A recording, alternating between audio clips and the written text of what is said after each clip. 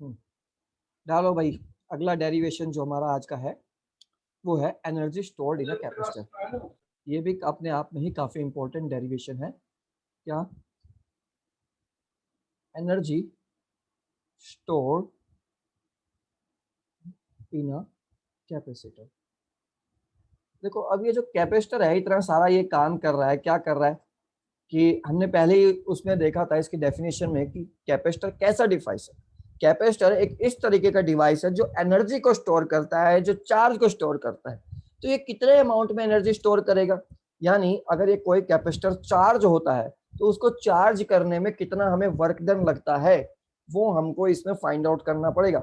जितना work done हमको लगेगा उतनी ही एनर्जी हमारा कैपेसिटर स्टोर करेगा। तो ये इसकी बेसिक थ्योरी है। इसका एक एक्सप्रेशन है, ये कई बार एग्जाम्स में आता है, तो इसको हम करते हैं। लिखिए कि एनर्जी क्या है, amount of work done, amount of work done to charge any capacitor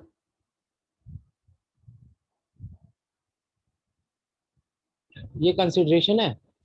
हाँ थ्योरी है वैसे तो, पर ये आपको इस हेडिंग के बाद लिखनी है। Amount of work done to charge any capacitor is stored in form of energy, in form of energy. ठीक है, amount of work done to charge any capacitor is stored in the form of energy. वही energy हमको find out करनी है। ठीक है, अब यहाँ पर देखो, सपोज लिख लेना, suppose amount of work done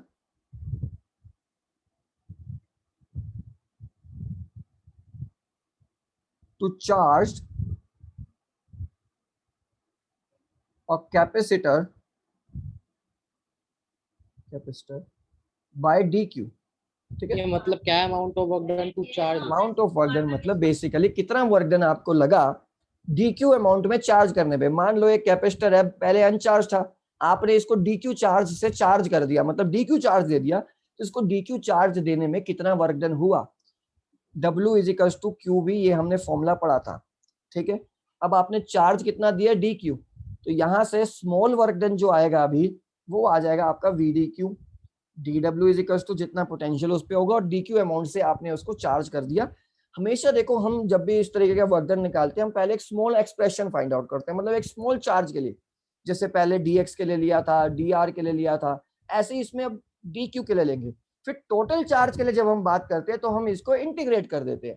ठीक है, यही ना, मतलब वो जो सिलेंडर जैसा होता है उसके अंदर चार्ज कैसे स्टोर करते हैं? हाँ वही, वो सिलेंडर एक उसकी पर्टिकुलर शेप है। अब बहुत सारे अप्लायंसेस में डिफरेंट होते हैं, 3-4 तरीके के होते हैं, स्फेरिकल भी होता है, सिलेंड्रिकल भी होता है, पैरेलल भी होता है। ठीक है, हमारे सिलेबस में मेन ये पैरेलल वाला है। हम हमारे सर ने आज क्लास में दिखाया था, वो क्या पता नहीं क्या था वो पूरा डिवाइस। कहते उसमें उन्होंने पता नहीं क्या अलग बता रहे थे, उसमें पोलराइज सेल होते हैं ये। समझ लो, बता रहे हैं तो अच्छा है। कौन से सर? मेरे दिमाग में कुछ घुसता नहीं स्कूल का। चलो कोई नहीं, जितना काम का है वो हम देखते हैं, बाकी कुछ हो तो देख लेंगे बाद में। D W is to V D Q. ठीक है, अब देखो Q is equal to C V, ये फॉर्मूला हमने पढ़ा था। Q is equal to C V, V की वैल्यू क्या आती है यहाँ से, V की वैल्यू आती है यहाँ से Q बाई सी। ये वैल्यू आप यहाँ डाल दोगे। आप लोगों को थोड़ा आइडिया लग रहा होगा कि why I am changing, because I have to integrate. ठीक है, D W is equal to Q by C D Q, ये आप लोग लिखिए। ठीक है, लिख दिया, बढ़े आगे।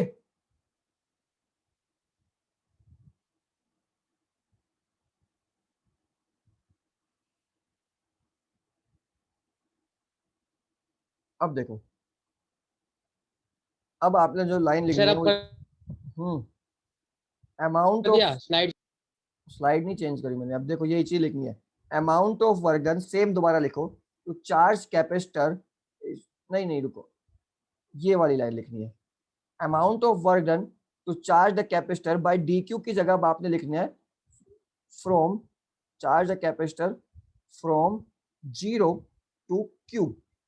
अब आपने 0 से Q तक उसको चार्ज करना है, तो कैसे चार्ज होगा बाकी साथ सेम उतारना है। हाँ, ये बाकी सेम आपने उतारना है कि अब आपको amount of work done to charge a capacitor from 0 to Q that is total work done.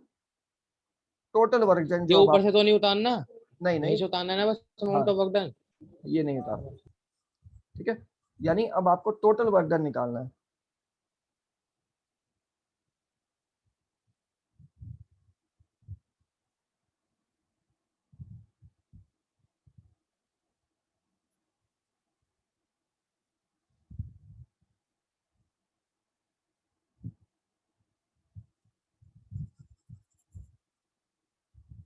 ठीक है, टोटल वर्क डन देखो कैसे निकलेगा।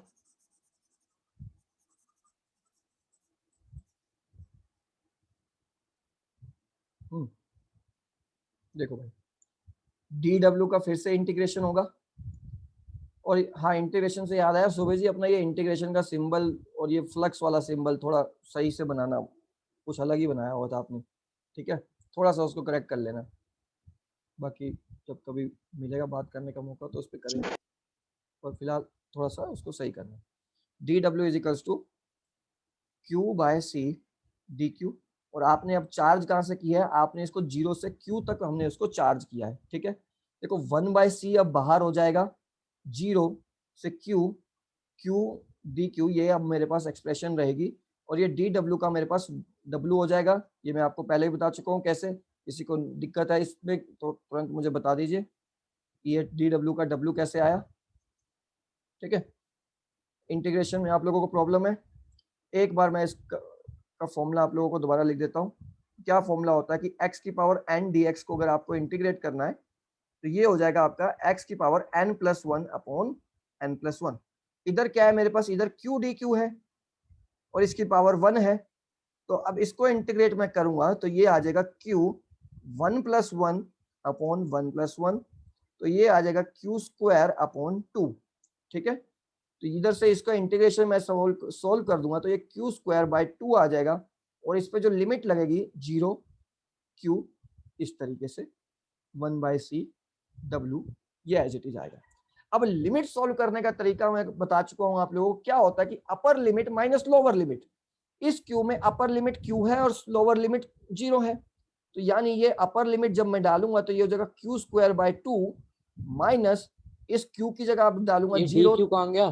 तो 0 बेटा dq हट जाएगा ना, dx से ये इंटीग्रेट हो गया तो हट जाएगा। अब इसको जो इंटीग्रेट करके बनेगा q dq को, वो आएगा q²/2 और उसकी लिमिट 0 से q, केवल इतना ही मैटर बचेगा।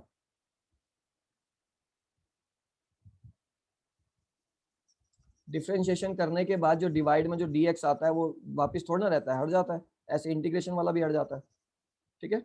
एक बार ये लिमिट वाला मैं दोबारा डाल के दिखा देता हूँ। देखो ये q है, ये 0 है। फॉर्मूला ये कहता है कि upper limit minus lower limit लगती है। अपर लिमिट इसके q है, लोअर लिमिट इसकी 0 है, ठीक है। तो w is equals to 1/c, upper limit आपने डाली तो q की जगह q ही आ गया, q²/2। लोअर लिमिट आपने डाली तो q की जगह 0 आ गया, तो ये इस तरीके से आ गया। और यहाँ पर जो आपका फॉर्मूला बना w is equals to q²/2c, ये आपका एक एक्सप्रेशन बन गया, ठीक है। w is equals to q²/2c। इसमें आगे 2-3 एक्सप्रेशन और है, वो हम इसको देखते हैं, ठीक है। ये किसके किसके बीच का रिलेशन है,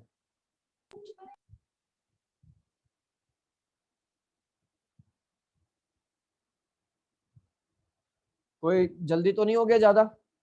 देखो ये जो रिलेशन है Q एंड कैपेसिटर के बीच में वर्क डन का ए रिलेशन है। भाई, अपर लिमिट माइनस लोअर लिमिट फिर से बता दोगे, समझ नहीं आया। हाँ देखो, मान लो ये x है और इस x की दो लिमिट है, ये 0 है, ये 1 है, या x² मान लेता हूँ।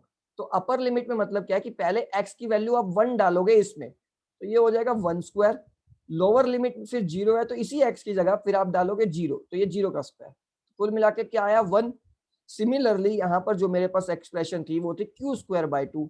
अब इसमें अगर मेरे पास इस तरीके से होता 0 और 1, मान लो 0 कूलम है 1 कूलम है, तो क्या डालता मैं, 1 का स्क्वायर/2 अपर लिमिट माइनस 0²/2, ठीक है। पर अब यह 1 कूलम की जगह यहाँ पर चार्ज मुझे Q ही लेना पड़ रहा है, तो फिर ये q²/2 माइनस 0 इस तरीके से आता है। अपर लिमिट मतलब क्या है कि उस वैल्यू की जो मैक्सिमम वैल्यू है, और लोअर लिमिट मतलब क्या है, यानी इस केस में चार्ज की जो मैक्सिमम वैल्यू हमने ली वो क्यू कूलम ली। इसका मतलब क्यू के अंदर क्यू ही पुट कर दिया। हाँ, क्यू के अंदर क्यू ही पुट कर दिया। उस क्यू की जगह कुछ और भी हो सकता था, पर अभी हमने यहाँ पर उसको क्यू लिया है।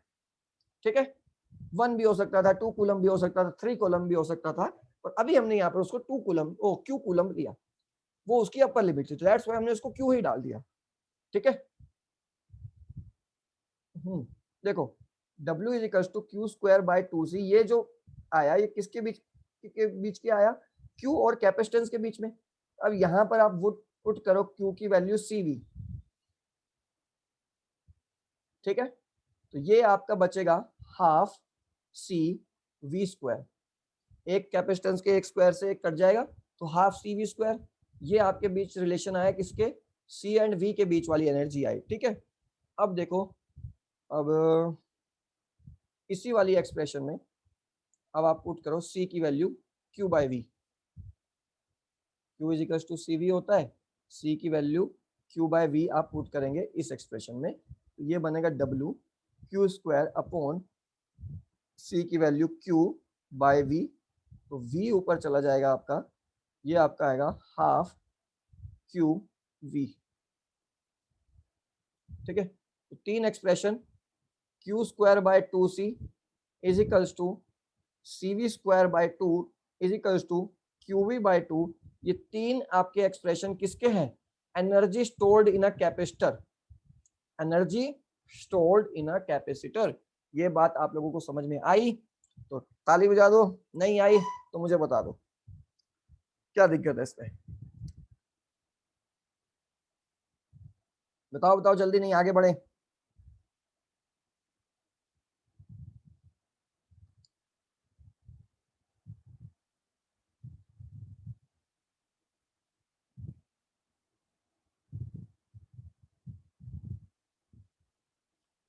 लगता है बोलने की इच्छा नहीं है आप लोगों की, चलो आगे बढ़ते हैं। ठीक है,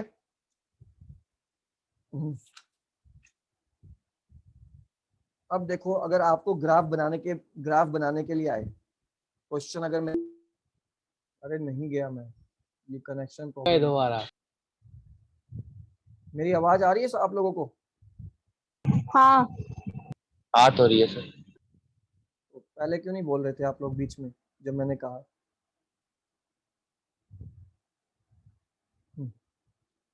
चलो ग्राफ बनाते हैं। ठीक है, कहा है कि ड्रॉ अ ग्राफ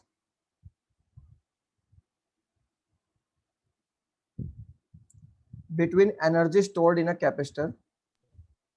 पहला जो आपको बनाना है, यार पहले तो पोटेंशियल निकाल लेते हैं work done. Energy stored versus potential difference. भैया, हाँ जी, जो अभी हमने फॉर्मूले लिखे थे तीन, वो एनर्जी स्टोर्ड इन कैपेसिटर, वो इसके एनर्जी, थे ना ये तीनों फॉर्मूले। हाँ एक बार दोबारा लिख देता हूँ, Q square by 2c, C V by C V square by 2, Q V by 2। ठीक है, ये तीन फॉर्मूले थे।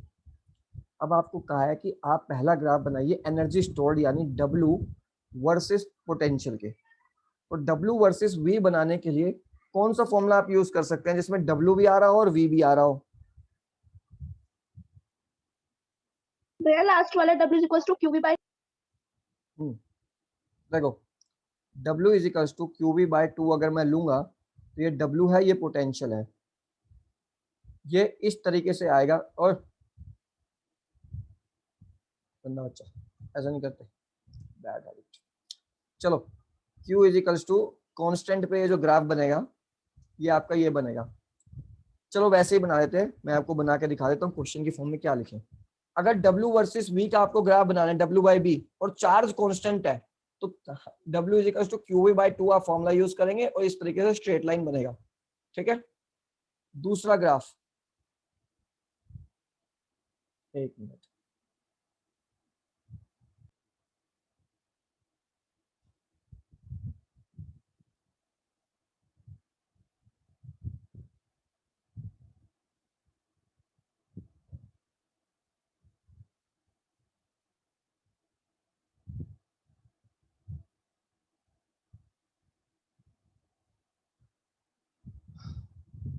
मेरी आवाज आ रही है सबको? Yes sir. हाँ तो ये क्या प्रॉब्लम हो रही है बार बार? तुम्हारा नेट वो कर रहा है बहुत ट्रबल ज्यादा। कर रहा है। चलो क्या देखो भाई, बाकी कल पढ़ा लेना। अरे ये काम तो कर लें आज, कल भी पढ़ लेंगे, ठीक है।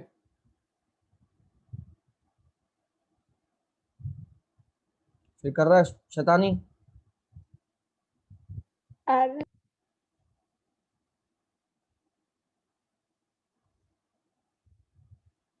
अब थोड़ा अच्छा दिख रहा है। किसके किसके बीच का ग्राफ है ये ग्राफ है W वर्सेस V के बीच में, किस पे? Q कांस्टेंट पे। और कौन सा फॉर्मूला हमने इसके लिए यूज किया? W इजिकल्स टू QV/2, ठीक है। दूसरा ग्राफ हम देखते हैं।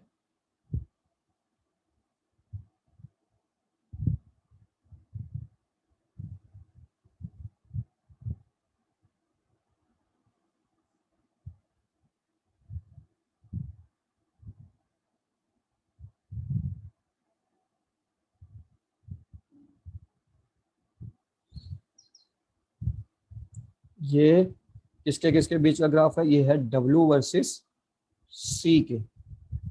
और ये कौन सा फॉर्मूला इसका यूज किया? W equals to Q²/2C। और यहाँ भी Q कांस्टेंट, ये कांस्टेंट वाली चीज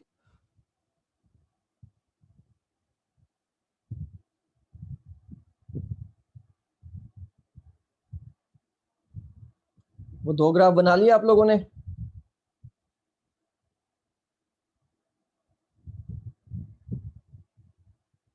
अभी एक ही बार कनेक्शन अनस्टेबल है थोड़ा। दो ग्राफ वो बना लिए थे या एक बनाया था उनमें से? चलो दूसरा वाला मैं बना देता हूँ, पहला तो बना ही लिया होगा। बनाया है।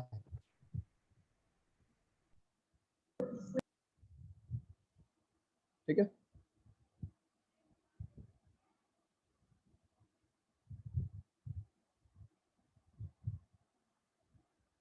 ये किसके किसके बीच का ग्राफ है? ये है W वर्सेस कैपेसिटेंस के बीच में, और इसमें भी Q कांस्टेंट है, ठीक है।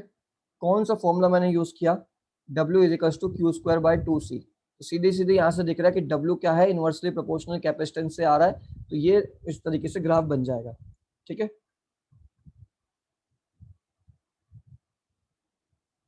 तीसरा जो है